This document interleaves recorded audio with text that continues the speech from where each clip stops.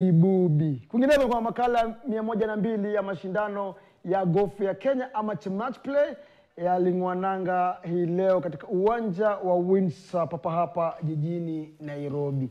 Wachezaji 78 kutoka Afrika Mashariki na Kati wanashiriki mashindano haya yatakayokamilika siku ya Jumapili.